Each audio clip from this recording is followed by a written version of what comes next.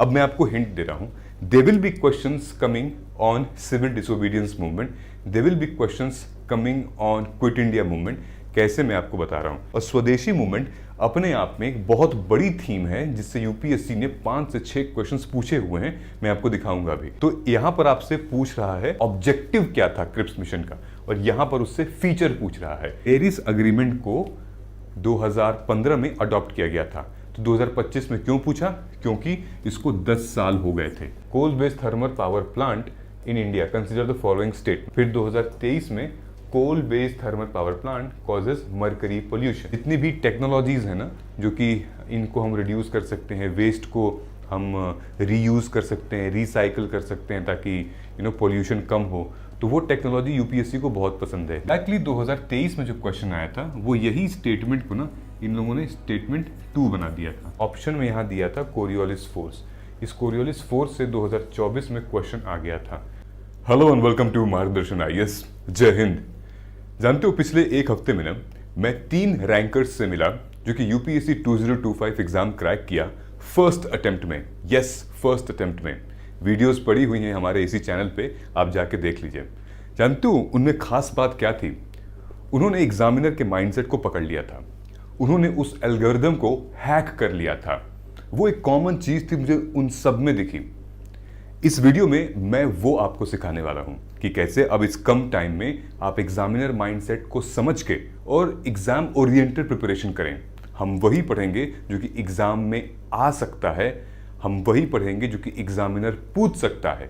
हम अपने मन से कुछ नहीं पढ़ेंगे। मैं आपको प्रूफ दिखाऊंगा, एविडेंस के साथ हम लोग चलेंगे कि कैसे कैसे एग्जामिनर क्वेश्चन पूछ रहा है, वैसे वैसे हम लोग लेकर चलेंगे। ये सीरीज कपल ऑफ वीडियोस की हैं, ये इसका पार्ट 1 है। इस सीरीज में हम मॉडर्न हिस्ट्री, एनवायरनमेंट और ज्योग्राफी के कुछ पोर्शंस करेंगे। इसके बाद और भी सारी वीडियोस आएंगी, बशर्ते कि आप इस वीडियो को पूरा देखें, तो ही आपके दिमाग में और आपके प्रैक्टिस में ये सारी चीजें एक्टिव हो पाएंगी।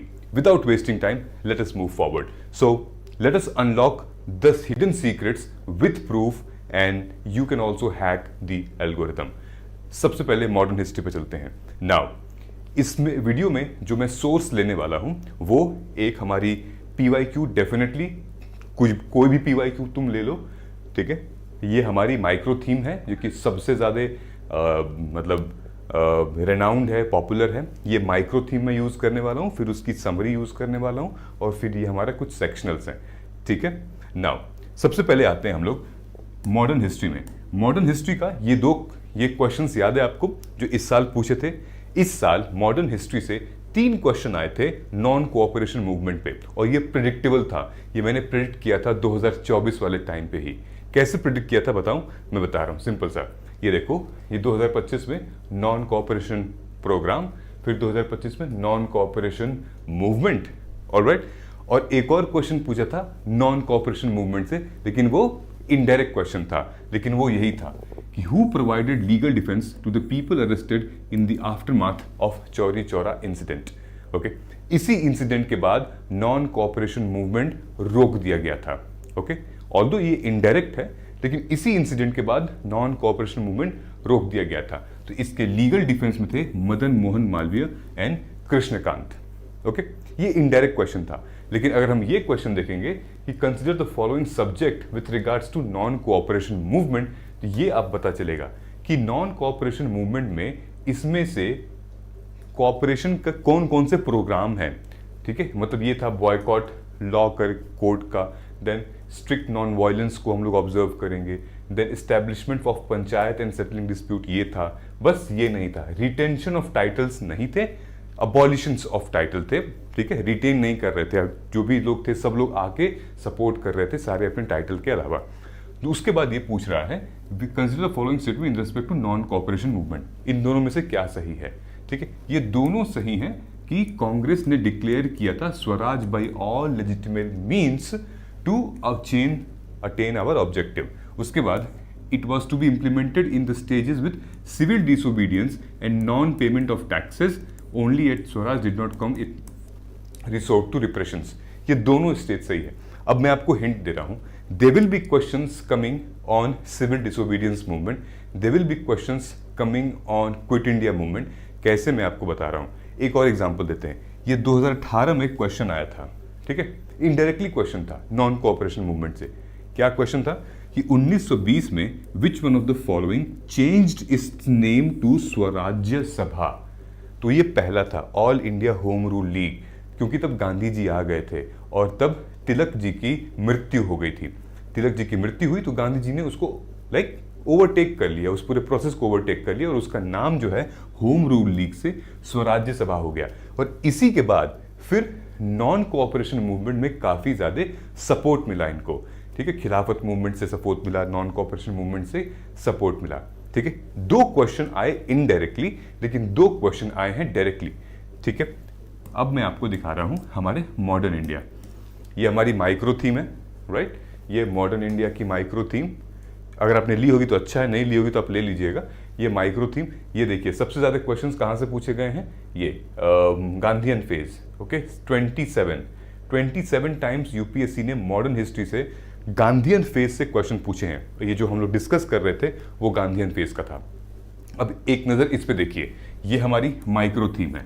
तो गांधीयन फेज से 1 2 3 4 5 थीम पे इतनी सारी माइक्रो थीम से क्वेश्चंस पूछे हैं। फॉर एग्जांपल जो कि हम अभी डील कर रहे थे वो था ये देखिए, अगर आप ध्यान से 2011 से लेकर 2025 तक में बड़े सारे क्वेश्चन पूछे हैं। Gandhian movement, non cooperation, then Gandhi Irwin pact, civil disobedience movement, then उसके बाद पूर्ण स्वराज, देन फ्रीडम स्ट्रगल, ठीक है, बड़े सारे मूवमेंट पूछे गए हैं।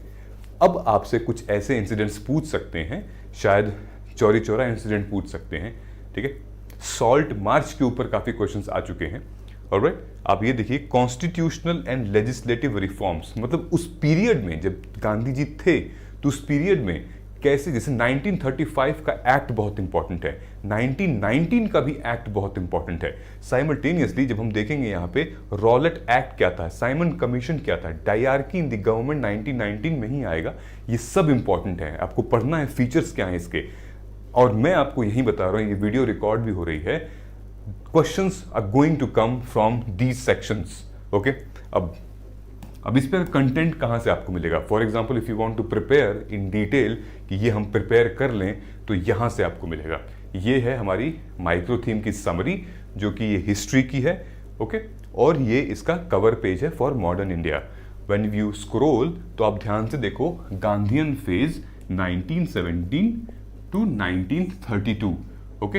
ये डिटेल में मैंने मेंशन किया हुआ है कि इस मूवमेंट में क्या क्या स्टेप लिए थे महात्मा गांधी ने, जो कि ट्रांसफॉर्म किया हमारा फ्रीडम स्ट्रगल, ओके। जैसे कि चंपारण, नॉन कोऑपरेशन, चंपारण से क्वेश्चन फंस सकते हैं आपके, नॉन सिविल डिसोबीडियंस, सॉल्ट सत्याग्रह, मास मोबिलाइजेशन प्रोग्राम, कंस्ट्रक्टिव प्रोग्राम, ठीक है। गांधीयन मूवमेंट क्या क्या थे उसके डिटेल में, जैसे नॉन कोऑपरेशन मूवमेंट यहाँ पे डिटेल में दिया हुआ है क्योंकि यूपीएससी ने पूछा हुआ है, ठीक है। यहाँ पे देखिए 7 points of non cooperation program, इसी में साफ साफ आपको दिखेगा क्या है, रिलिंक्विशिंग ऑफ टाइटल। यहाँ देखेंगे आप, ये देखिए पूरा टेबल हमने बनाया हुआ था, इसमें यहाँ साफ साफ दिख रहा है 7 points of non cooperation program. ये जो 7 पॉइंट्स आप दिख रहे हैं, यहीं से यूपीएससी ने क्वेश्चन पूछा था, ठीक है। ये 7 पॉइंट्स हैं, ठीक है, और यूपीएससी ने 4 ऑप्शंस आपको दिए थे। यहाँ पे दिख रहा है ना आपको, avoiding British code, boycotting government education institutions, दरबार, रिलिंक्विशिंग टाइटल्स, ठीक है, refraining from participating in any assembly, boycotting the foreign goods. ये सब कहाँ से पूछा था आपसे, इसी से पूछा था। मैं आपको दिखा देता हूँ, आप कहेंगे कि अरे नहीं सर क्या बात कर रहे हैं आप। ये देखिए, boycott law, strict non violence, retention of titles, ठीक है, ये सारी चीज़ें हमने यहाँ पे दी हुई हैं, ठीक। ये फॉर्म में नॉन कोऑपरेशन मूवमेंट कब हुआ था, कैसे हुआ था, माइंड मैप के फॉर्म में यहाँ पे दिया हुआ है। इंपॉर्टेंट फैक्ट्स क्या थे 1921, 1920, ठीक है, क्रोनोलॉजी के हिसाब से मैंने यहाँ पे लिखा हुआ है, ठीक है। सो गांधी इरविन पैक्ट क्या था, बहुत बहुत इंपॉर्टेंट था 1931 में, पूर्ण स्वराज के बाद गांधी इरविन पैक्ट हुआ था। So you get to know each and everything, तुरंत आपके दिमाग में रिकॉल हो जाएगा, ठीक है। अब मैं आपको दिखाता हूँ दूसरा जो थीम थी वो थी सिविल डिसोबीडियंस मूवमेंट। ये पता था कि ये थीम आने वाली है, क्यों, क्योंकि in the past civil disobedience movement से क्वेश्चंस बने थे लेकिन इनडायरेक्टली बन रहे थे। फॉर एग्जांपल जैसे ये 2014 का क्वेश्चन, 2015 का क्वेश्चन, ये दोनों क्वेश्चन जो हैं ये मतलब डायरेक्ट क्वेश्चन नहीं है, इनके स्टेटमेंट में, इनके रॉन्ग स्टेटमेंट में सिविल डिसोबीडियंस मूवमेंट लिखा हुआ है। ओके, सो ये क्वेश्चन क्या बात करता है? ये क्वेश्चन बात करता है 2014 की partition of Bengal made by Lord Curzon in 1905 lasted until. कब तक चला था पार्टीशन ऑफ बंगाल वाला मामला? तो आप कहेंगे कि King George Curzon act as a royal durbar 1911 तक ये मामला चला था। लेकिन सिविल डिसोबीडियंस मूवमेंट इसमें दिया हुआ है, तो एग्जामिनर जो है ना, उसकी नज़र ऐसे ही पड़ती है कि एक बार देखें तो सही, हमारे पुराने, हमसे पहले जिसने पेपर सेट किया था उसने कैसा कैसा सेट किया था। समझ रहे हो? ये ऑब्जेक्टिव होता है किसी का भी, नेचुरल है, तो वो देखेगा कि अरे यार ये चीज़ इसने सेट की थी, ठीक है, तो उसमें उसके ऑप्शन से क्वेश्चंस बना देगा। अब दो इन्होंने पूछा 2015 में, इन्होंने क्या पूछा था? ऑप्शन में था हमारा सिविल डिसोबीडियंस। क्वेश्चन क्या पूछा था? Which one of the following movement has contributed to the split in the Indian national Congress resulting in the emergence of moderate and swadeshi. Swadeshi movement मतलब moderate and extremist, swadeshi movement में ही ये हुआ था। और स्वदेशी मूवमेंट अपने आप में एक बहुत बड़ी थीम है जिससे यूपीएससी ने 5 से 6 क्वेश्चंस पूछे हुए हैं, मैं आपको दिखाऊंगा अभी। नाउ बचा क्या? नॉन कोऑपरेशन, ठीक है, जिनसे ये लोग क्वेश्चन पूछ चुके हैं। सिविल डिसोबीडियंस ऑलरेडी ऊपर पूछ चुके हैं। नाउ क्विट इंडिया मूवमेंट से क्वेश्चन नहीं पूछा गया है, विच मीन्स कि ये क्विट इंडिया मूवमेंट वाला क्वेश्चन आने वाला है, इस साल नहीं तो अगले साल आ जाएगा। ओके, बशर्ते कि भाई आप प्रिपेयर कर लीजिए, है ना। अब देखिए इस साल जो क्वेश्चन दो, ये देखिए, ये इनडायरेक्ट क्वेश्चन था सिविल डिसोबीडियंस पे, ठीक है। Who is the following organize a march on the Tanjore coast to break the salt law in April 1930? क्या था? सी राजगोपालाचारी, जिन्होंने ऑर्गेनाइज किया था तंजौर कोस्ट पे, ठीक है। अब 2025 में, इस साल यूपीएससी ने क्या क्वेश्चन पूछा, वो भी इनडायरेक्टली एक तरीके से था कि sedition has become my religion was the famous statement given by Gandhi ji at the time of what? तो आप कहेंगे at the time of publicly violating salt at Dandi, ठीक है। तो ये जो क्वेश्चन है और ये क्वेश्चन है एक दूसरे से 100% इंटरलिंक करते हैं, और सिविल डिसोबीडियंस मूवमेंट उसका एक पार्ट था। समझ में आ रहा है? तो दिस इज हाउ कि आपका सॉल्ट सत्याग्रह और डांडी मार्च कनेक्ट होता है इससे, ठीक। तो एक दूसरे से कनेक्टेड है। सिविल डिसोबीडियंस मूवमेंट से क्वेश्चन आपको आ सकते हैं, ये मेरा दावा है। दूसरा, गांधी इरविन पैक्ट जो हमने पहले दिखाया था वो है, यहाँ पे दिया हुआ है डिटेल में सिविल डिसोबीडियंस मूवमेंट का, ठीक है। Civil disobedience movement 1930 began with Dandi march on 12 March 1930 में when Gandhi ji violated the salt law to challenge colonial authority. समझे? डायरेक्टली क्वेश्चन मतलब मेंशन नहीं किया था, but it was directly question linked with it. तो क्या था सिविल डिसोबीडियंस मूवमेंट, किसने किसने पार्टिसिपेट किया था, विमेन थी, कहाँ से लोग थे, आंध्रा से थे, गुजरात से थे, everything has been mentioned here. Declaration of Purna Swaraj and Indian national Congress resolution कहाँ पे हुआ था? लाहौर सेशन हुआ था। देन तभी 26 जनवरी वाला डेट डिसाइड की गई थी। ओके, समझ में आया? नाउ अब ये देखिए, ये क्वेश्चन एग्जैक्टली रिपीट किया गया है। ये क्वेश्चन एग्जैक्टली एग्जामिनर ने क्या सोच के लिखा था। 2017 में इन लोगों ने क्वेश्चन पूछा था कि who among the following were associated with the introduction of Ryotwari settlement during British rule? तो आप क्या कहेंगे? रोतवारी में अलेक्जेंडर रीड और थॉमस मुंड्रो, राइट। ये Alexander Read and Thomas Munro पहले हो चुकी थी। अब 2024 में इसका जो बचा क्या था? कॉर्नवालिस बचा था। अब कॉर्नवालिस से इन्होंने स्टेटमेंट पूछ दिया, with reference to revenue collection by Cornwallis consider the following statement, ठीक है। तो आप यहाँ पे कहेंगे कि under the permanent settlement act Bengal जिम्मेदारी ये ठीक है, ये सही आंसर है। लेकिन रोतवारी सेटलमेंट कॉर्नवालिस के टाइम पे नहीं था। अभी आपने पढ़ा है ना, रोतवारी कहाँ पे था? अलेक्जेंडर और थॉमस मुंड्रो के टाइम पे। तो ये इनकरेक्ट स्टेटमेंट से कैसे ऑप्शंस प्रिपेयर किए जा रहे हैं। तो यानी कि आपको क्या पढ़ना है कि जब ये लोग थे तो इन्होंने किस टाइप की लैंड रेगुलेशंस लेकर आए थे, ठीक है। लैंड रेवेन्यू के किस टाइप का इंट्रोड्यूस कर रहे थे। एग्जाम्पल के तौर पे British economic expansion and policies, जहाँ पे चार्टर एक्ट वगैरह आया था और उसमें क्या इंक्लूड था। Then colonial expansion and their kingdom, पूरा बक्सर, मैसूर, देन कैसे ये लोग एक्सपैंड कर रहे थे अपने आप को। यहाँ पर है आपका land revenue and agrarian reforms, जहाँ पर परमानेंट रेतवारी मल्लवारी सिस्टम है और बहुत शॉर्ट में मेंशन किया गया है कहाँ पे अप्लाई किया गया था और क्या इसके फीचर्स थे। ठीक, अब ध्यान से इसको देखोगे तुम तो तुम्हें दिखेगा, एक थीम दिखेगी, ये स्वदेशी मूवमेंट है। ओके, स्वदेशी मूवमेंट आप देखोगे 2015 में इन लोगों ने क्या पूछा था कि वही कि मॉडरेट और एक्सट्रीमिस्ट किस इवेंट पर हुआ, अलग अलग कैसे हुए, तो आप कहेंगे कि स्वदेशी मूवमेंट पे, ये आपको पता चल गया। अब 2016 में ये लोग क्या पूछ रहे हैं कि swadeshi and boycott were adopted as a method of struggle for first time during of course Bengal के पार्टीशन में। ठीक है, तो ये उसका अगले साल का क्वेश्चन था। ठीक, ये 2016 में गुजर गया। अब ये लोग 2019 में क्या पूछ रहे हैं, अब डायरेक्ट सवाल पूछ रहे हैं फीचर के हिसाब से कि स्वदेशी मूवमेंट में अब आप ये बताइए कि मतलब इन दोनों में से क्या था, कि उसका कॉन्सिक्वेंस क्या रहा। ठीक है, कि it contributed to the revival of indigenous artisan craft and industry, और ये नेशनल एजुकेशन काउंसिल जो है वो स्टैब्लिश हुई थी, ये स्वदेशी मूवमेंट का पार्ट था, तो सही था। अब फिर एग्जामिनर को लगा भाई और क्या पूछे स्वदेशी मूवमेंट से, तो 2023 में फिर उन्होंने एक और सवाल पूछा। क्या पूछा भाई कि बताओ कि जब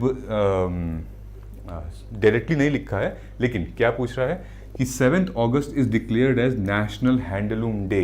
जब भी स्टेटमेंट वाले क्वेश्चन आते हैं तो यहां पर आप बिकॉज लगा दीजिएगा। ठीक है, 7 August is declared as National Handloom Day because it was in 1905 that the Swadeshi movement was launched on the same day. The answer is right.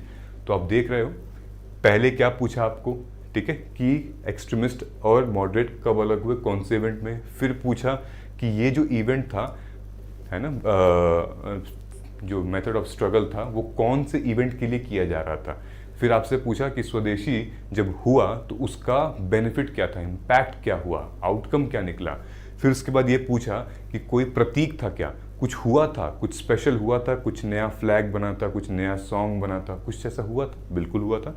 7 अगस्त अब डिक्लेयर किया था नेशनल हैंडलूम डे क्योंकि 1905 पे स्वदेशी मूवमेंट लॉन्च हुआ था। ठीक है, पार्टीशन ऑफ बंगाल के क्यों लॉन्च हुआ था, ऊपर भी क्वेश्चन आ चुका है। ऑलराइट, नाउ नेक्स्ट क्वेश्चन अगर आप देखेंगे क्रिप्स मिशन पर ऊपर है। ठीक है, क्रिप्स मिशन 2022 में और उससे पहले क्रिप्स मिशन पे 2016 पे क्वेश्चन आ चुके थे। दोनों क्वेश्चन लगभग सेम ही थे। Plan of Sir Stafford Cripps envisaged that after the second world war India should be given dominion status. ठीक है, ये अगर आपको पढ़ा होगा आपने तो ये पता चल गया होगा, इंडिया को डोमिनियन स्टेटस हम लोग दे दिया जाएगा। ठीक, with reference to Cripps proposal to mission consider the following statement. अब ये दोनों मिशन क्रिप्स से रिलेटेड थे। दूसरा वाला क्या था, which is any province which is not prepared to accept new constitution would have the right to sign a separate agreement with British regarding its future status।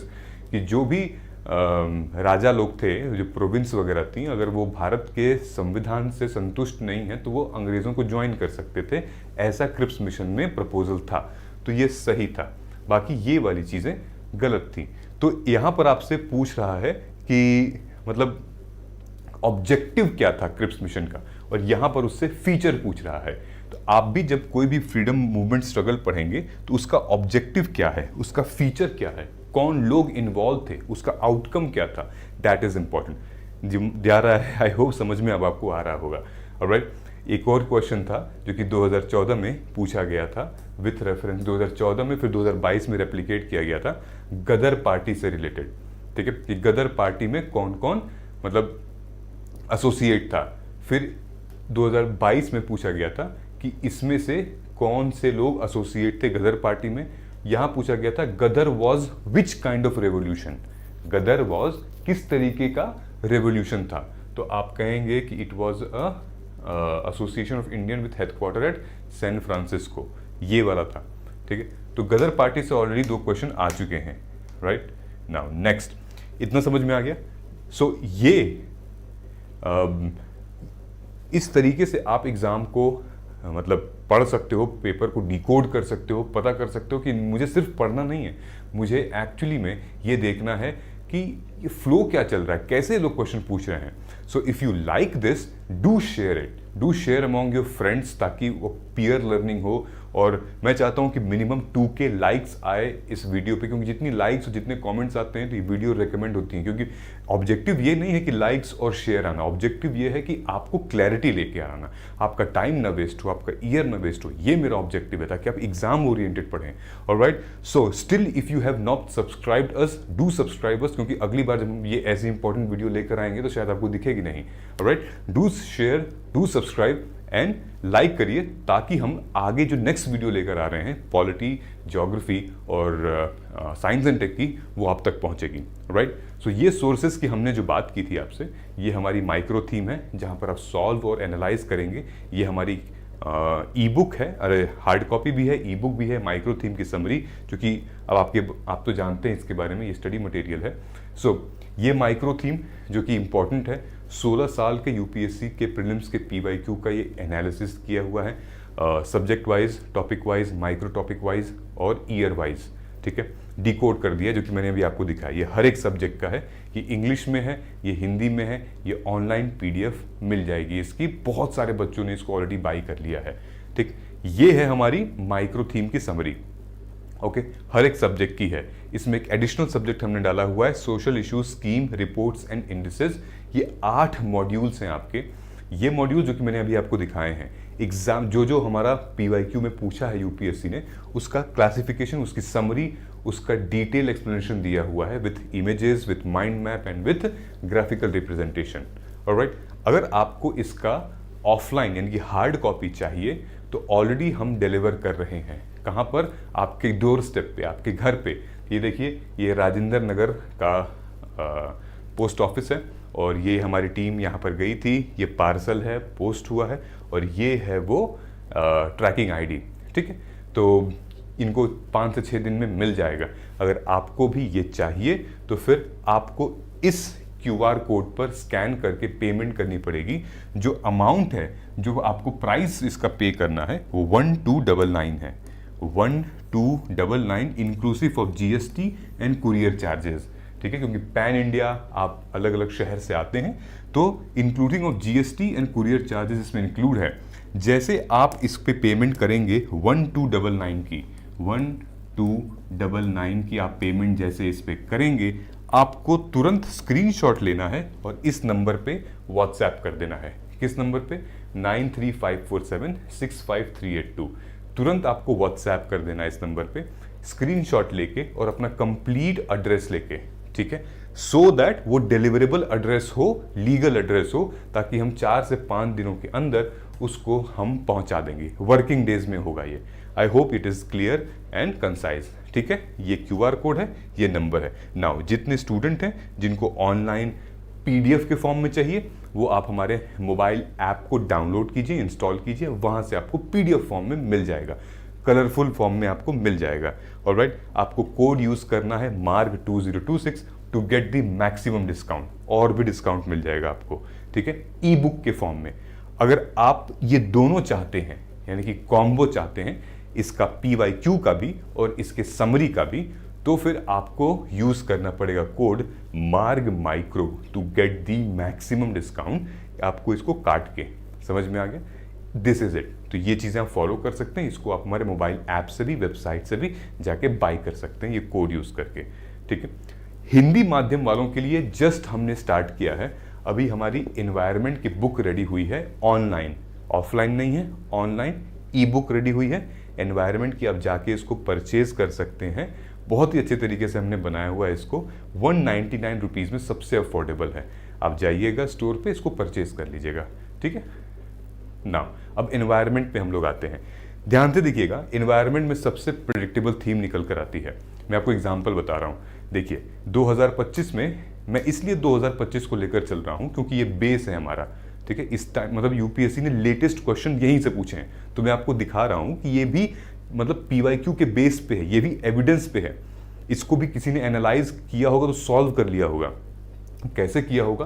Consider the following statement. ठीक है, ये 28 COP 28 के ऊपर question पूछा गया है। ठीक है, COP 28 के ऊपर 3 स्टेटमेंट वाले क्वेश्चन पूछे गए हैं। फिर आर्टिकल 36 ऑफ पेरिस एग्रीमेंट, इस पे क्वेश्चन पूछा गया है। क्या आपको लगता है ये दोनों अलग अलग टॉपिक है? नहीं, ये दोनों एक ही टॉपिक है, एक ही। COP21 में, ठीक है, पेरिस अग्रीमेंट को 2015 में अडॉप्ट किया गया था। तो 2025 में क्यों पूछा? क्योंकि इसको 10 साल हो गए थे, इसीलिए पेरिस एग्रीमेंट का आर्टिकल 6 पूछा गया था। अब 10 साल और किसको हो गए हैं? एनडीसी को भी हो गए हैं। तो इस बार शायद एनडीसी के ऊपर क्वेश्चन आ जाए, नेशनली डिटरमाइंड कंट्रीब्यूशन, यानी कि 5-5 साल के लिए बनता है, 10 साल हो चुके हैं इसको, ठीक है।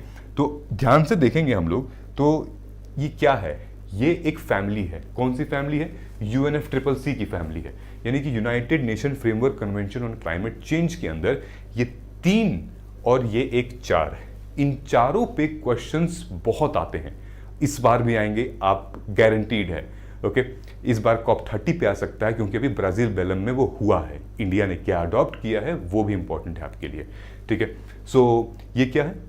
कॉप के ऊपर क्वेश्चन आया, कॉन्फ्रेंस ऑफ पार्टीज के ऊपर क्वेश्चन आया, राइट। उसके ऊपर पेरिस एग्रीमेंट के ऊपर क्वेश्चन आया, यानी कि कॉन्फ्रेंस ऑफ पार्टीज वो पार्टीज होती हैं जो कि मेंबर होती हैं UNFCCC में, राइट। वो मिलती हैं और उन पे कुछ डिसीजंस बनते हैं, और इन्हीं लोगों ने COP21 बनाया, जहां पर पेरिस एग्रीमेंट 2015 हुआ।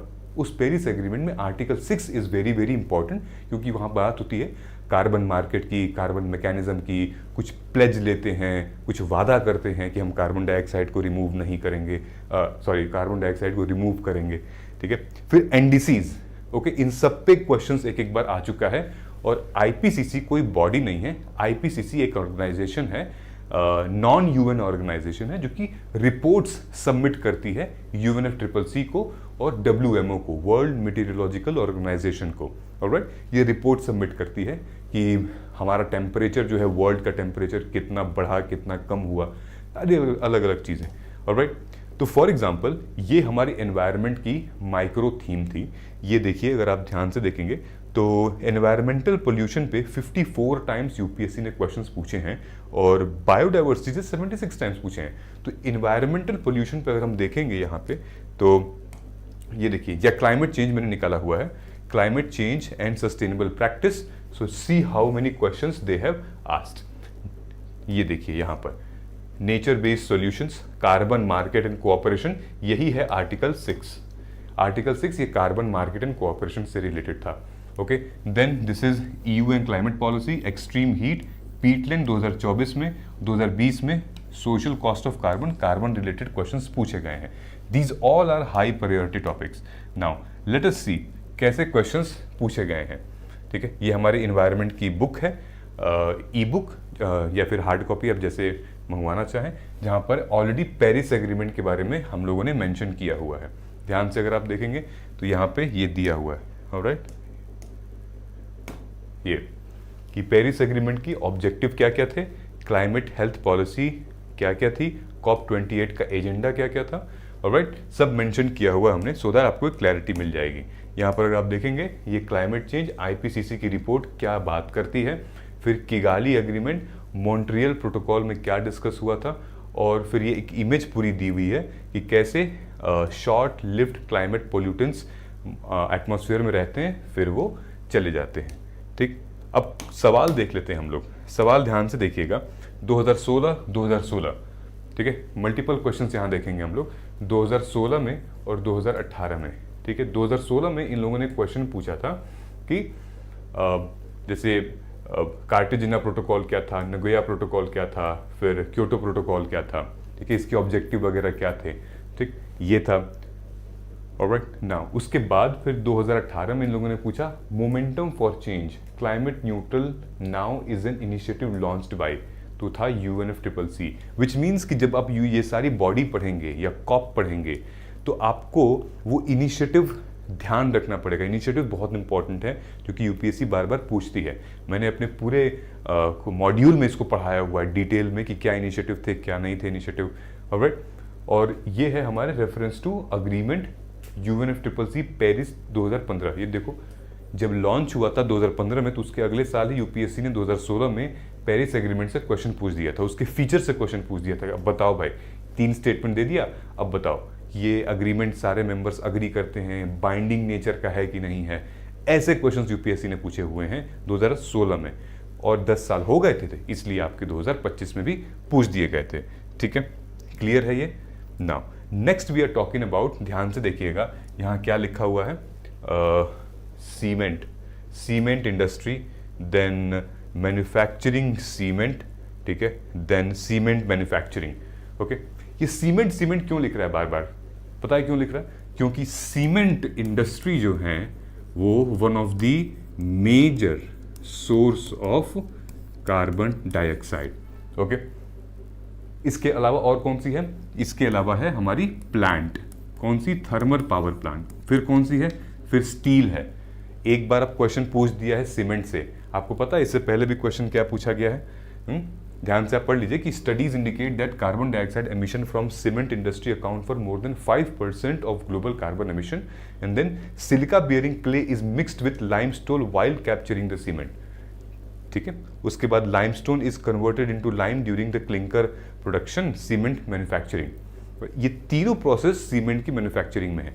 ये सेम प्रोसेस स्टील में भी होता है, सेम प्रोसेस यूज किया जाता है सिलिका बियरिंग क्ले, ताकि वो मिक्स किया जाए लाइमस्टोन को। ठीक है, और ये सेम स्टील में भी होता है, लेकिन स्टील से क्वेश्चंस आए हुए हैं, लेकिन ऐसे क्वेश्चन नहीं आए हुए हैं। कहाँ से आए हुए हैं? थर्मल पावर प्लांट से आए हुए हैं। ठीक है, तो 2023 में दो क्वेश्चंस आए हुए थे। ध्यान से अगर आप देखेंगे तो सोर्सेज से क्वेश्चन पूछ रहे हैं, यानी कि कार्बन डाइऑक्साइड सबसे ज्यादा कहाँ से निकल कर आता है, तो ये स्टील है। ठीक है, sorry, coal based thermal power plant in India, consider the following statement. Okay, फिर 2023 में coal based thermal power plant causes mercury pollution. Okay, समझ में आ रहा है? यहां पर आपसे पूछा था ना कार्बन डाइऑक्साइड का, और यहां पर सोर्स पूछ लिया है। ऐसे ही स्टील पे क्वेश्चन पूछा है, तो हमें ये देखना है कि जो हमारे बड़े पोल्यूटेंट हैं, जहां से ये जो बड़े सोर्सेज हैं, वहां पर इनका प्रोसेस क्या है। ठीक है, फिर देखिए और भी क्वेश्चंस आए हुए हैं कोल थर्मल पावर प्लांट पे 2015 में, 2020 में। 2015 में साफ साफ पूछ रहा है, fly ash produce by power plant using the coal as fuel, which of the following statement are correct. ठीक है, फ्लाई ऐश देन क्या होता है? देन उसके बाद कोल ऐश कंटेन्स इतना, coal fire power plant releases sulphur dioxide and oxides of nitrogen into the environment. तो समझ रहे हैं आप? ये पता करना है कि आखिर ये लोग क्या जानना चाह रहे हैं। तो कोल पावर प्लांट जो है उसमें बिजली उत्पन्न कैसे होती है? वो कोयला से होती है। कोयला में अपने आप में बहुत हाई अमाउंट ऑफ कोल ऐश होता है, क्योंकि इंडिया का कोयला ऐसा ही है, जब उसको जलाते हैं तो कार्बन डाइऑक्साइड बहुत ज़्यादा निकलता है। तो वही पूछ रहा है कि कोल पावर थर्मल प्लांट में कार्बन डाइऑक्साइड के साथ क्या सल्फर और ऑक्साइड्स ऑफ नाइट्रोजन निकलता है? बिल्कुल निकलता है। फिर और भी सारी चीज़ें पूछ रहा है कि बाई प्रोडक्ट और क्या क्या हैं कोल के, तो फ्लाई ऐश वगैरह है। ठीक है, समझ में आ रहा है आपको? ध्यान देंगे, कार्बन डाइऑक्साइड, कोल से तो कार्बन डाइऑक्साइड निकलेगा ही ना। अब देखो कितने सारे क्वेश्चंस 2025 में आए हुए हैं, ये आपके 2025 के क्वेश्चंस हैं। कैसे क्वेश्चंस हैं? अब आपसे तो वहां तक पूछ लिया, अब इस साल आपसे क्या पूछा है? कार्बन डाइऑक्साइड का वॉल्यूम पूछा है पर कैपिटा, कि पर एक आदमी या पर एक व्यक्ति कितना कार्बन डाइऑक्साइड जो है नेचर में एमिट करता है। फिर रैंकिंग पूछा है कार्बन डाइऑक्साइड के एमिशन की, क्या एशिया में क्या रैंकिंग है। फिर ये पूछा है कि क्या हीट और इलेक्ट्रिसिटी प्रोड्यूस करने के लिए ये लार्जेस्ट सोर्स है कार्बन डाइऑक्साइड का एमिशन। कि कार्बन डाइऑक्साइड सबसे ज़्यादा कहाँ से निकल कर आ रहा है? इलेक्ट्रिसिटी और हीट को प्रोड्यूस हम कर रहे हैं वैसे निकल कर आ रहा है, या कुछ और करके निकल। तो ये कंसर्न है। Carbon is very very important concern for India and the world. अब देखिए एक्टिवेटेड कार्बन ये 2025 का क्वेश्चन है। ठीक है, ये एक्टिवेटेड कार्बन गुड होता है, क्या होता है? Activated carbon exhibit large surface area. Activated carbon होता क्या है, तो इसके बारे में पढ़िएगा। ये 2025 में आया था, हालांकि ये एग्जैक्टली रिपीट नहीं करेगा, लेकिन स्टेटमेंट में घुसा सकता है आपसे। एक्टिवेटेड कार्बन होता क्या, हमें पता होना चाहिए। ठीक, फिर ये देखिए डायरेक्ट एयर कैप्चर, ये क्या है? डायरेक्ट एयर कैप्चर ये एक टेक्नोलॉजी है जिससे कि हम कार्बन से सिक्वेस्ट्रेशन को यूज कर सकते हैं, कार्बन सक कर सकते हैं, रिड्यूस कर सकते हैं। ठीक है, डायरेक्ट एयर कैप्चर है ये। ऑलराइट, तो ये तो carbon is very very high important priority, important theme. क्यों इंपॉर्टेंट थीम है? अब ध्यान से देखो यहाँ पे। ऑलरेडी यूपीएससी ने 2018 में, 20 में 2 क्वेश्चन, देन 21 में, देन 23 में लगातार यूपीएससी ने क्वेश्चंस पूछे हुए हैं। फॉर एग्जांपल 2018 में कार्बन फर्टिलाइजेशन, 2020 में social cost of carbon, then carbon footprint, then उसके बाद 2021 में ब्लू कार्बन, 2023 में carbon capture and carbon sequestration. Alright, everything has been related. These are the high yielding PYQ theme. Carbon is the enemy for India and world. मैंने यहाँ लिखा हुआ है. So this is the evidence. This is how you should prepare for this examination, ताकि आप exam crack कर पाएँ. ठीक है, ये सिर्फ ट्रेंड नहीं है, ये एक डिक्लेरेशन है कि आएगा ही आएगा क्वेश्चंस इसमें से आइदर वेज. ठीक है, और इस बार तो इंडिया भाई पोल्यूटेंट के मामले में वर्ल्ड में पता नहीं कितनी सिटीज़ तो टॉप इंडिया में थी, इतने सारा पोल्यूशन था हमारे यहाँ. ठीक है, अब देखिए हमारा जो कंटेंट है उसमें हमने मेंशन किया हुआ है, ऑलरेडी हमने मेंशन किया हुआ है कार्बन कैप्चर एंड सिक्वेस्ट्रेशन क्या होता है, टेक्नोलॉजी क्या होती है, बायोलॉजिकल सिक्वेस्ट्रेशन बायो एनर्जी क्या होती है, gases related to climate change green house, उसकी green house gases carbon dioxide, methane, nitrous, then fluorinated gases. फिर उसके बाद यहाँ पर मेंशन किया है हमने gases related to climate change, ये कार्बन, मीथेन, नाइट्रस ऑक्साइड. ठीक है, तो ये सारी चीज़ें मेंशन की हुई है हमने ताकि आप पढ़ते टाइम कोई दिक्कत ना हो. उसके बाद क्या क्या इनिशिएटिव है, मतलब कि और किस तरीके से हम इनको रिड्यूस कर सकते हैं. तो जितनी भी टेक्नोलॉजीज़ हैं ना जो कि इनको हम रिड्यूस कर सकते हैं, वेस्ट को हम रीयूज़ कर सकते हैं, रिसाइकिल कर सकते हैं ताकि पोल्यूशन कम हो, तो वो टेक्नोलॉजी यूपीएससी को बहुत पसंद है. देखिए यहाँ पे ध्यान से लिखा है bioremediation technique, then using bio toilets in railways, then biofertilisers, ये आखिर होते क्या हैं. ठीक है, उसके बाद आपको मिलेगा यहाँ देखने के लिए बायो रॉक टेक्नोलॉजी क्या होता है, restoration of damaged coral leaves. Then आपसे पूछा है रीसर्कुलेटिंग एक्वा कल्चर इतना, तो बायो फिल्टर्स क्या होता है. देन आपसे बायो मेम्ब्रेन रिएक्टर क्या होता है, water waste water treatment technology है. ठीक है, तो इससे ये आपको खुद ही पता चल रहा है कि यार ये पूछने क्या चाह रहे हैं. तो जब आप करंट अफेयर पढ़ेंगे ऐसा टर्म आपके सामने आएगा तो आपको उसको नोट कर लेना है. जैसे ये देखिए हाइड्रो, नाउ फॉलोइंग हाइड्रोजेल्स किस लिए यूज़ किया जाता है. ठीक है, कंट्रोल ड्रग डिलीवरी के लिए, मोबाइल एयर कंडीशनिंग के लिए, प्रिपरेशन ऑफ इंडस्ट्रियल लुब्रिकेंट के लिए, तीनों सही है. हाइड्रोजन रिच फ्यूल क्या होता है. ठीक, तो ये सारी न्यूज़ जब आप पढ़ेंगे तो मतलब अगर कभी न्यूज़ में कोई टेक्नोलॉजी आई तो वहाँ यूपीएससी की नज़र है आपकी. ठीक है, इसके लिए आपको क्या करना पड़ेगा, अच्छे से ये समझना पड़ेगा कि हमें लीनियर इकोनॉमी और सर्कुलर इकोनॉमी में क्या अंतर है. लीनियर इकोनॉमी में हम चीज़ें लेते हैं, बनाते हैं, फिर उसको डिस्पोज कर देते हैं, लेकिन वहीं सर्कुलर इकोनॉमी में कि डिस्पोज करने की बजाय हम कुछ वहाँ पर बायोडिग्रेडेशन का या फिर हम उसको रीयूज़ करने के बारे में सोचते हैं. हम बनाते हैं, हम यूज़ करते हैं, फिर हम उसको रिसाइकिल करते हैं, चाहे वो प्लास्टिक हो गया, चाहे वो कुछ भी हो गया. तो इसी को कहते हैं वेट वेस्ट. जैसे कि गीला कूड़ा जो है वो लैंडफिल में डालते हैं तो मीथेन एमिट करता है, हाई ग्लोबल वार्मिंग पोटेंशियल होता है. सर्कुलर इकोनॉमी क्या करता है, रिड्यूस माइनिंग और एक्सट्रैक्शन, लोअर एनर्जी कंजम्पशन. ठीक है, तो अगर आप डायरेक्टली कूड़ा ऐसे लैंडफिल में डाल के डिस्पोज कर दिए तो बहुत सारा तो गंदा तो करेगा ही. ठीक है, सो यहाँ पर समझना हमें यह है कि एनवायरनमेंट इमर्जिंग टेक्नोलॉजीज को समझना है और उनके एप्लीकेशन को समझना है. ठीक है, gaining knowledge of ecological restoration practices जैसे कोरल रीफ हो गया, रिस्टोरेशन, बायो रेमेडिएशन जो कि हमने पढ़ा है. Then keeping updated on sustainable practice in waste management, water conservation and pollution control. इन पे अगर हम न्यूज़ पे ध्यान रखेंगे तो फिर हम इजीली इनको रिलेट कर पाएंगे. Developing an understanding of global environmental issue and role of technology in mitigating this. ये पूरा प्योर करंट अफेयर्स है कि मतलब बेसिक तो आपको समझ में आ गया है. तो पीवाईक्यू से आपको ये पता चल गया है कि करंट अफेयर में हमें देखें क्या है ना. तो ये बहुत ही अच्छा सोर्स है जिसके थ्रू आप मतलब बहुत अच्छे तरीके से करंट अफेयर को स्किम कर सकते हो, इंपॉर्टेंट चीज़ें निकाल सकते हो. ऑलराइट, नाउ मैं आपको ये दिखाता हूँ पॉल्यूटेंट वाला. इसमें ये सबसे ज़्यादा पूछा गया है, इस साल भी आएगा पॉल्यूटेंट के ऊपर. ठीक है, तो अगर आप देखेंगे यहाँ पर 2020, 2010, 2024, तो 2010 में इन लोगों ने पूछा था कि which one of the following contribute to warming up of the atmosphere. ठीक है, तो ये तीनों हैं कि वातावरण को हमारे गर्म करने में ये तीनों ही इनका हाथ होता है. ठीक, फिर 2020 में पूछा था वही कोल फायर्ड पावर प्लांट वाली जो न्यूज़ थी वो पूछा था इसने कि मतलब उसमें नाइट्रोजन होते हैं कि नहीं, ऑक्साइड्स ऑफ कार्बन होते हैं कि नहीं, है ना, सल्फर डाइऑक्साइड होता है कि नहीं. देन 2021 में क्वेश्चंस क्या पूछा गया था कि furnace oil, consider the following statement regarding the furnace oil, तो आपको तीनों बताना कि नहीं तीनों सही है, ठीक है। ऑयल रिफाइनरीज में क्या क्या कैसे जनरेट करता है, वहाँ पर भी सल्फर एमिट करता है। तो इस इमेज पे मैं ये दिखाना चाह रहा हूँ सल्फर डाइऑक्साइड या oxides of sulphur are very very dangerous for our environment.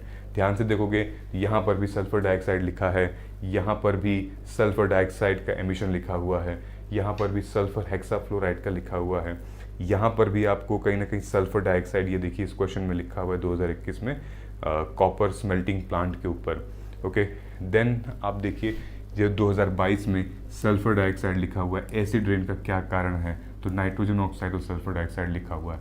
फिर आप देखिए कि environmental protection agency which one of the following largest source of sulphur dioxide emission, power plant using fossil fuel, okay. तो ये पूरे screen पे आपको sulphur dioxide कितना दिख रहा है ये यूपीएससी का कंसर्न है, alright. Carbon dioxide, sulphur dioxide, oxides of nitrogen, आने वाले टाइम पे भी PM 2.5 PM 10 भी रहेगा, ऑलराइट। और भी क्वेश्चन है इस पे 2013 में 2014 में पूछा था स्टील इंडस्ट्री से रिलेटेड, ये सारी चीज़ें निकलती हैं उसमें से, oxides of nitrogen, oxygen, then monoxide, dioxide. Then 2013 में एसिड रेन के ऊपर पूछा था, राइट। फिर nitrous oxide and sulphur dioxide आ गया। फिर 2017 में, और दिस क्वेश्चन आई थिंक के मीथेन वाला है, तो ये मीथेन के ऊपर क्वेश्चन पूछा हुआ है। Methane is also another high priority pollutant जो कि भाई सबसे ज़्यादा पोटेंट है, सबसे ज़्यादा हीट कैप्चर करता है, तो ये मीथेन के ऊपर क्वेश्चन पूछा गया है, ऑलराइट। तो आइडिया समझ में आ रहा है आपको कि मतलब क्रोनोलॉजी कैसे चल रही है, ऐसे चल रही है कि पोल्यूटेंट और उनके सोर्सेज क्या हैं, उनका इम्पैक्ट क्या हो रहा है हमारे एनवायरनमेंट पे, फिर ग्लोबल और नेशनल एफर्ट्स क्या कर रहे हैं, हम क्या कर रहे हैं, या फिर टेक्नोलॉजीज क्या है, जैसे direct air capture, blue carbon वगैरह, alright. So pollutant and their sources, UPSC focusing on the identification and understanding various pollutant, जैसे carbon dioxide, nitrous oxide, methane, चाहे वो ये हो गया, ठीक है। So you need to know which sector or activity are the primary source of pollutant, जैसे कि पावर प्लांट, ये आर एंड स्टील इंडस्ट्री, ठीक है, समझ में आ गया। जैसे कि इस बार इनसे तो पूछा ही था, furnace oil usage, oil refinery, copper smelting plant, power plant, steel industry. इस बार सीमेंट इंडस्ट्री से पूछा था, तो वो हमें देखना है। UPSC is not just about what you learn, it's about what they want you to learn, alright. So it's not just memorising but critical thinking, real and world application होना चाहिए आपको, और फोकस करना चाहिए अपने कंसेप्ट पे, impact पे और ग्लोबल सोल्यूशन पे, ऑलराइट। ज्योग्राफी पे चलते हैं हम लोग, last but not the least geography पे। ज्योग्राफी पर भी हाई रिपीटेड थीम्स दिखती हैं, कैसे दिखती हैं ध्यान से देखेंगे। क्लाइमेटोलॉजी में हमने अक्सर देखा है कि क्वेश्चंस जो हैं वो कुछ बहुत बेसिक तरीके से पूछ देते हैं, जैसे कि without the atmosphere temperature would be well below freezing point everywhere on earth surface. Of course अगर हमारे पास एटमॉस्फेयर ही नहीं रहेगा तो फिर ऊपर की जो किरणें हैं, जो मतलब एक तरीके से ग्रीन ओजोन क्रिएट ही नहीं हो पाएगा एक तरीके से, समझ रहे हो आप। तो डायरेक्टली हीट वार्म नहीं होगी, ज़मीन वार्म नहीं होगी हमारी, और ठंडा बहुत ज़्यादा हो जाएगा, हीट ट्रैप नहीं होगी, नेचुरल हीट ट्रैप जो होती है वो नहीं होगी, तो नेचुरली ठंडा पड़ेगा, ठीक है। Then heat absorb and trapped by the atmosphere maintain our planet's average temperature, बिल्कुल सही है। Atmosphere gases like carbon dioxide are particularly good at absorbing and trapping radiation, very good है, ठीक है। ये सेम चीज़ 2025 का ये है क्वेश्चन, ऑलराइट, ये 2025 में लेटेस्ट आया हुआ है। देन ये देखिए, amount of dust particle in the atmosphere is more in sub tropical and temperate area than in equatorial and polar region. So important ये है कि हमें ये जानना कि सब ट्रॉपिकल और टेम्परेट जोन हैं कौन से, ट्रॉपिकल जोन हैं कौन से, ओके। हमारे मैप में, ग्लोब में हमारे, जैसे मान लीजिए कि ये ऐसे हमारा ग्लोब बना हुआ है ऐसे, तो किधर है ट्रॉपिकल जोन, टेम्परेट जोन किधर है, पोल के पास कौन है और इक्वेटर के पास कौन से हैं। तो जब इसकी क्लैरिटी आपको रहेगी तो ये सारे सवाल आप फटाक से कर लेंगे। सेम क्वेश्चन यहाँ दिया है कि atmosphere is heated more by incoming radiation than solar radiation, terrestrial radiation, ठीक है। और carbon dioxide and other green house gases appear as a good absorber of long wave radiation. यहाँ पर भी यही बात की हुई है, ठीक है। सेम बात इसने भी यहाँ पर की हुई है, क्या है कि ट्रैप क्यों कर रहा है, ट्रैप कार्बन डाइऑक्साइड पर्टिकुलरली क्यों ऑब्जॉर्व कर रहा है, ट्रैप क्यों कर रहा है, क्योंकि they are the good absorber of long wave radiation. ठीक है, ये 2024 में इसका स्टेटमेंट बिल्कुल साफ आपको दिख रहा है, क्लियर है। ठीक है, this is how you interlink. अब ये क्या है, ये आपका एविडेंस है, इसको तैयार करना आपको क्लाइमेटोलॉजी में। हीट, टेम्परेचर, उसके बाद जो रेडिएशंस होती हैं, टेरेस्ट्रियल रेडिएशंस, सन की जो रेडिएशंस नीचे आती है, वो पूरा फिनोमेना जो है वो आपको प्रिपेयर करना है। फॉर एग्जाम्पल ज्योग्राफी में जब आप देखोगे, ये माइक्रो थीम है हमारी, यहाँ पर क्लाइमेटोलॉजी है, ये पहला ही है। 36 क्वेश्चन पूछा गया है पिछले 16 सालों में, हर साल 3 क्वेश्चन आते हैं। ये है वो स्टार्टिंग 2020 से लेकर मैंने 2025 तक ही यदि लिया है, तो देखिए कैसे कैसे क्वेश्चंस आ रहे हैं। टेम्परेचर डिस्ट्रीब्यूशन, एटमॉस्फेरिक कंडीशन, फिर से heating mechanism atmosphere, tropospheric structure, ठीक है, क्लाइमेट टाइप और feature, properties and distribution of water vapours. ये लगभग सेम फैमिली के क्वेश्चंस हैं जो कि यहाँ पर आ रहे हैं। ठीक है, नीचे भी क्वेश्चंस हैं हमारे, जैसे फॉर एग्जांपल यहाँ दिया हुआ है कोरियोलिस फोर्स है, देन प्रॉपर्टीज़ है। मैं आपको दिखाता हूँ यहाँ पे, ये हमारी क्या है, समरी बुक है। समरी में ये कवर पेज है, यहाँ पर दिया हुआ है डिटेल में green house effect, mechanism of green house gas trapping, क्योंकि यहाँ पर क्वेश्चन आया हुआ था ग्रीन हाउस गैस ट्रैपिंग का। ठीक है, अमाउंट ऑफ ये वाला mechanism of green house gas trapping वाला 2025 में जो क्वेश्चन आया था ये। ठीक है, ये सारे गैस समझ में आ रहा है। उसके बाद फिर ये देखिए ग्रीन हाउस इफेक्ट कैसे हो रहा है। ठीक है, रेडिएशंस कैसे जा रहे हैं, यहाँ पर पोल से। टेम्परेट जोन किधर है, टेम्परेट जोन आपके बिल्कुल पोल के पास होता है। ट्रॉपिकल जोन कौन सा होता है, जो कि इक्वेटर के पास होता है। ठीक है, तो यहाँ पर ये चीज़ें देखनी पड़ेंगी आपको, टेम्परेट जोन क्या है, हीटिंग मैकेनिज्म क्या है, और राइट कैसे प्रोसेस चल रहा है। ठीक, समझ में आया। ये सारा कंटेंट ऑलरेडी उसमें अपलोडेड है। Now repeated topics and theme for geography. अब ध्यान से इसको आप देखोगे तो यहाँ पे क्या दिया हुआ है, यहाँ पे 2014 में, 2015 में, 2024 में। Seasonal reversal of wind is the typical characteristic of what. आप कहेंगे सीजनल रिवर्सल एक मॉनसून का है। ठीक है, मॉनसून, फिर यहाँ पर आप आएंगे ईच डे मोर और लेस, ये पूरा डिस्क्रिप्शन है। ठीक है, इसका जो सही जवाब है वो इक्वेटोरियल होगा। ठीक है, यहाँ पर भी इक्वेटोरियल था, तो 2015 में एग्जामिनर ने देखा कि यहाँ से क्वेश्चन पूछा गया है, लेकिन इक्वेटोरियल ऑप्शन में था, मेडिटेरेनियन था, और यहाँ से क्वेश्चन नहीं पूछा गया, तो यहाँ से क्वेश्चन डाल के निकाल दिया है। अब 2024 में फिर से क्वेश्चन आया है। ये क्वेश्चन क्या है, डिस्क्रिप्शन है क्लाइमेट टाइप का, कि इस क्लाइमेट टाइप मतलब इनमें से 4 में से किस क्लाइमेट टाइप का ये डिस्क्रिप्शन है। तो आप कहेंगे मेराइन वेस्ट कोस्ट क्लाइमेट। ठीक है, तो आपको क्या करना है कि आपको रिवाइज करना है कि चाइना टाइप क्लाइमेट क्या होता है, मेडिटेरेनियन टाइप ऑफ क्लाइमेट क्या होता है, ब्रिटिश टाइप ऑफ क्लाइमेट क्या होता है, ह्यूमिड सब ट्रॉपिकल क्लाइमेट क्या होता है। ऑलराइट, ये आपको प्रिपेयर करना पड़ेगा, क्योंकि ये एविडेंस है। आप चेन देख रहे थे ना कैसे क्वेश्चंस पूछे गए हैं, और ऐसे ही हम लोगों ने मेंशन भी किया हुआ है अपने नोट्स में। ऑलराइट, अगर आप देख सकते हैं क्लाइमेट टाइप एंड फीचर्स, तो यहाँ पर लिखा हुआ है हर एक क्लाइमेट टाइप ऑफ उसका फीचर क्या क्या है, और कोरियोलिस फोर्स के बारे में दिया हुआ है। ये देखिए environmental classification of tropical rain forest, temperate rainfall कहाँ कहाँ पे है, कहाँ फॉल करता है। ऑलराइट, देन आइसोथर्म्स के ऊपर 2 क्वेश्चंस बनते हैं। ये 2025 का क्वेश्चन बना था, ये 2024 का क्वेश्चन बना था। 24 में पूछा था कि isotherms correct inferences from isothermal map in the month of January, और ये पूछ रहा था in January the northern hemisphere the isotherms bend equatorward while crossing the landmarks and poleward while crossing the ocean, which means the you have to by heart the like physical geography, और जो distribution है हमारे temperature का और जो oceanography का जो connection है, उसको आपको मैप में डायरेक्शन वाइज बहुत बाय हार्ट करना पड़ेगा। क्योंकि ज्योग्राफी के क्वेश्चंस मैंने देखे हैं, स्टैटिक पोर्शन है, चाहे माउंटेन के हो गए, चाहे क्लाइमेटोलॉजी या ओशनोग्राफी के हो गए, उनको डायरेक्शन में बहुत कंफ्यूज करते हैं। तो direction is very very important, आपको यहाँ पे दिख भी रहा होगा। ठीक है, क्योंकि ये डायरेक्शन की ही पूरा का पूरा गेम है। तो ऑलरेडी क्वेश्चंस आ चुके हैं, तो आपको क्लैरिटी होनी चाहिए कि मुझे डायरेक्शन क्लियर है कि भाई नॉर्थ ओवर किस साइड में है, कॉन्टिनेंट साउथ ओवर किस साइड में है। देन मतलब लैंड मास अगर मूव हो रहा है, क्रॉस कर रहे हैं हम, तो इक्वेटोरियल साइड आएगा, किस साइड आएगा। ठीक, जैसे कि ये हम देखिए, ये माउंटेन से रिलेटेड क्वेश्चन था। क्या क्वेश्चन था, ये वेटलैंड का है बेसिकली।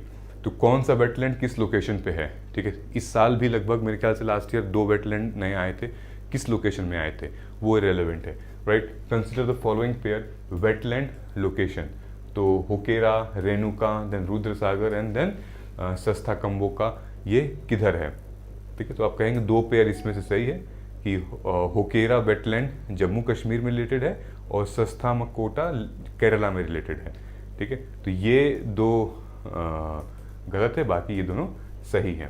वहीं यहाँ पर दिया है रिजर्वॉयर्स और स्टेट, कि कौन कौन से रिजर्वॉयर किस स्टेट में है, ठीक है। तो मतलब ये कंपैरिजन दे रखा है। ज्योग्राफी के क्वेश्चंस जो हमारी हैं वो ऐसे आ रहे हैं। अब रिवर से रिलेटेड, रिवर्स में क्या पूछ रहे हैं, सतलुज के ऊपर काफ़ी क्वेश्चंस आए हुए हैं। जैसे फॉर एग्जांपल इन लोगों ने क्वेश्चन पूछा था 2010 में कि river that passes through Himachal Pradesh are, तो हम कहेंगे सतलुज और यमुना। फिर 2010 में एक और क्वेश्चन आया था, which one of the following pair is not correctly matched, बाकी सब ठीक है, कोलेरू लेक कृष्णा में जाकर नहीं मिलती है, ठीक है। एग्जैक्टली 2023 में जो क्वेश्चन आया था वो यही स्टेटमेंट को ना इन लोगों ने स्टेटमेंट 2 बना दिया था कि Krishna river directly feeds into Kolleru lake, तो ये गलत है। और meandering of Gandak river formed of Kanwar lake, नहीं, फ्लडिंग होगा यहाँ पे, flooding of Gandak river form Kanwar lake, बल्कि ये सही है, Jhelum river passes through Wular lake, ठीक है। तो कौन सी नदी किधर से पास कर रही है ये बहुत रेलेवेंट आ रहा है, ठीक है।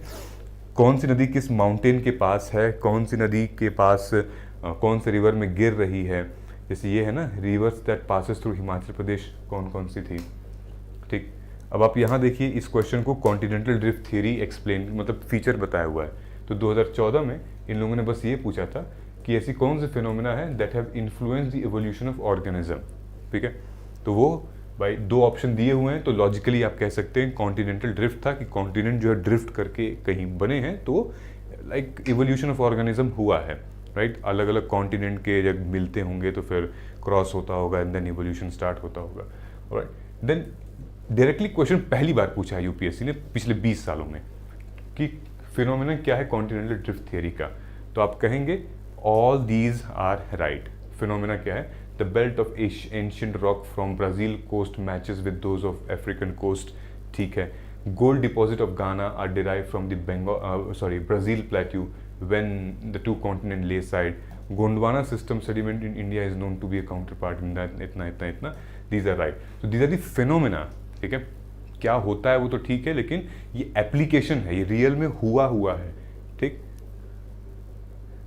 नाउ ये भी कॉन्टिनेंटल ड्रिफ्ट थ्योरी की पूरी इमेजेस दी हुई है हमारी कि फॉर्मेशन, टाइप, कैरेक्टरिस्टिक्स वगैरह एक एक चीज़ मेंशन किया हुआ है। Weathering of rock, physical, chemical, biological process क्या है वेदरिंग ऑफ रॉक पे, वॉल्केनिक इरप्शंस, क्योंकि अभी हम पढ़ेंगे वॉल्केनिक इरप्शन पे, ठीक है। अब देखिए ये माउंटेन्स के ऊपर कैसे क्वेश्चंस आए हुए हैं, ध्यान से देखिएगा, ओके। तो 2011 में फोल्ड माउंटेन्स और ब्लॉक माउंटेन्स के ऊपर इन्होंने क्वेश्चन पूछा था, 2011 में, 2023 में, 2024 में और 2012 में। तो पहले 2011 में देख लेते हैं ये लोग क्या बोल रहे हैं कि ये ब्रह्मपुत्र, ये पूरा डिस्क्रिप्शन दिया हुआ है, this U turn is due to, ठीक है, Brahmaputra Mekong river originate in Tibet India. तो बोल रहे हैं कि ये जो यू टर्न है वो किस वजह से है, तो आप कहेंगे फोल्डेड हिमालयन माउंटेन्स हैं, इस वजह से हैं वो, कहीं ना कहीं ऐसे हैं, इस वजह से वो यू टर्न लिया हुआ है नदी। 2012 में क्या पूछ रहा है कि when you travel in Himalaya you will see क्या, ये, ठीक है। So which one of the following is above right, तो मतलब ये कहीं ना कहीं फोल्ड माउंटेन से ही रिलेटेड है। आपको पूछा है ना कि when you which one of the above to be evidence for the Himalaya being young fold mountains, तो आप कहेंगे U turn of river courses, ये दिखती है हमें, राइट। उसके बाद फिर 2023 में क्वेश्चन पूछा गया था, ठीक है, फोल्ड माउंटेन से तो नहीं था, लेकिन 2023 में ऐसे क्वेश्चन पूछा गया था कि Amarkantak hill confluence Vindhya and Sahyadri range, तो ये गलत था। अमरकंटक लेक मध्य प्रदेश में है और ये नर्मदा और सोन रिवर के बीच में कॉन्फ्लुएंस करती है। ये वाला जो था कि Biligirirangan hill constitute the eastern most part of Satpura range, तो ये भी गलत था। ये कहीं ना कहीं ये कर्नाटका में पड़ती है, सतपुरा रेंज में नहीं पड़ती, ईस्ट में नहीं पड़ती है। फिर शीतलांचम hill constitute southern most part of the western Ghats, ये मेरे ख्याल से सही स्टेटमेंट था। ठीक है, सो दिस इज हाउ। अच्छा, 2024 में क्या क्वेश्चन पूछा गया है, ये रियल क्वेश्चन था आपका फोल्ड माउंटेन और ब्लॉक माउंटेन का। ओके, कि ये रीजन है, ये नेम ऑफ द माउंटेन है, ये टाइप ऑफ द माउंटेन है। ओके, तो हमें पता होना चाहिए कि फोल्ड माउंटेन और ब्लॉक माउंटेन होता क्या है। यहाँ पे मैंने बताया हुआ है फोल्ड माउंटेन ब्लॉक माउंटेन होता क्या है। फोल्ड माउंटेन जब टेक्टोनिक प्लेट्स एक दूसरे में आके भड़ाक से लड़ते हैं, तड़ाक से लड़ते हैं, फिर वो ऐसा हो जाता है, तो फोल्ड माउंटेन होते हैं, खूबसूरत होते हैं, टीले वाले होते हैं, लंबे चौड़े होते हैं। ब्लॉक माउंटेन्स होता है कि कभी नीचे से परत ऊपर खिसक गई या नीचे धंस गया, तो जैसे आप ये वाला इमेज देख रहे हैं, ठीक है, तो ये दो माउंटेन्स, ये प्लेटफॉर्म्स थे, लैंड सरफेस था, नीचे पे ऊपर चला गया ये, या फिर नीचे आ गया, सिंक कर गया या फिर अपलिफ्ट कर गया, इसको ब्लॉक माउंटेन्स कहते हैं। वॉल्केनिक माउंटेन्स ऐसे होते हैं कुछ, ठीक है, वी शेप बिल्कुल होते हैं, जहाँ पर इनका मैग्मा लावा नीचे से फूटता रहता है। ठीक है, समझ में आया। नाउ ये देखिए माउंटेन्स से रिलेटेड क्वेश्चन था कि कंसिडर द फॉलोइंग स्टेटमेंट, ये बैरन आइलैंड वॉल्केनो, उसी से रिलेटेड पूरा क्वेश्चन था, 2018 में आया था। बैरन आइलैंड वॉल्केनो कहाँ पड़ता है, लास्ट टाइम कब इरप्ट हुआ था, और फिर ये एक्टिव वॉल्केनो है कि नहीं है। फिर उसके बाद जब भी कोई वॉल्केनो इरप्शन होता है तो उनमें कौन कौन से प्रोडक्ट निकल कर आते हैं। ठीक है, एक वॉल्केनो से जब वॉल्केनिक इरप्शन होता है तो कौन कौन से प्रोडक्ट्स निकल कर यहाँ पर आते हैं, nitrogen compound, sulphur and then ये, समझ में आया। देन कोरियोलिस फोर्स मैं आपको बता रहा था, 2015 में इन लोगों ने पूछा था क्वेश्चन जिसके 4 स्टेटमेंट थे, और ये दिया था कि south Atlantic and south eastern Pacific reason in tropical latitude cyclone does not originate. तो आप कहेंगे व्हाट इज द रीजन, हम कहेंगे कि ITCZ is the region, inter tropical convergence zone is the region, जब south eastern Pacific region latitude cyclone originate नहीं होते हैं। लेकिन ऑप्शन में यहाँ दिया था कोरियोलिस फोर्स, इस कोरियोलिस फोर्स से 2024 में क्वेश्चन आ गया था। ठीक है, ये आपके ज्योग्राफी के चैप्टर में भी आराम से दिया हुआ है, इजीली आप पढ़ सकते हो NCERT में, कि बताओ कि भाई कौन सी स्टेटमेंट सही है कोरियोलिस फोर्स की। एकदम कोर, बहुत इजी क्वेश्चन था। ठीक है, एकदम सिंपल डेफिनेशन बेस्ड क्वेश्चन था, समझ में आया। देन ये क्वेश्चन तो भाई बहुत कॉमन था कि 2023 में ये लोग पूछते हैं कि which one of the following is a part of Congo basin, 2023 में। ठीक है, तो आप कहेंगे कॉन्गो बेसिन का पार्ट भाई कैमरून है। ऑलराइट, नाउ अब नेक्स्ट बार जो क्वेश्चन पूछा था 2024 में, पूरा लंबा चौड़ा डिस्क्रिप्शन दिया और बोला कि इनमें से कौन सा एरिया डिनोट करता है इस रीजन को, जहाँ पे इतना सारा ट्रॉपिकल पीटलैंड है, कार्बन, ग्लोबल कार्बन एमिशंस सक करता है, ये सारे, तो ये है कॉन्गो बेसिन। ना आपकी जिम्मेदारी है आपको पता करने के लिए कि किकोरी बेसिन कहाँ है, रियो डे ला प्लाटा बेसिन कहाँ है, और इसके फीचर्स क्या हैं। ठीक है, ये है हमारा कॉन्गो बेसिन, इसको भी लंग कहा जाता है। ये वर्ल्ड का लार्जेस्ट पीटलैंड है, यानी कि वेटलैंड है, जहाँ पे ये सोखता है, ग्राउंड वाटर रिचार्ज अच्छा रखता है और फ्लड वगैरह नहीं आने देता है, कार्बन डाइऑक्साइड का ये एक कंसंट्रेशन रखता है नीचे। ठीक है, सो आई होप कि ये क्लैरिटी आपको आई होगी दोस्तों। नेक्स्ट में हम लोग जब जाएंगे तो नेक्स्ट हम लोग कवर करेंगे पॉलिटी का, इकोनॉमी का, and then I will also cover science and tech. उसके बाद और सब टॉपिक्स हम लोग कवर करेंगे। आई होप कि आपको एक क्लैरिटी आ गई होगी कि यूपीएससी ने किस तरीके से क्वेश्चंस पूछे हैं इंटरलिंक करके। तो ऐसे ही आपको अपनी प्रिपरेशन भी करनी है, PYQ बेस्ड प्रिपरेशन करनी है, उसके बाद अपने नोट्स बनाने हैं और मॉक टेस्ट लगाते चलना है। कहीं भी कोई डाउट होता है आई विल बी देयर। रही बात माइक्रो थीम्स की, जब भी आप पेमेंट करेंगे, जब भी आप एनरोल करेंगे, व्हाट्सएप करके इन्फॉर्म कर दीजिएगा, सो दैट मुझे नॉलेज रहेगी उस चीज़ की। मिलते हैं हम लोग अगले वीडियो में। थैंक यू सो मच, जय हिंद।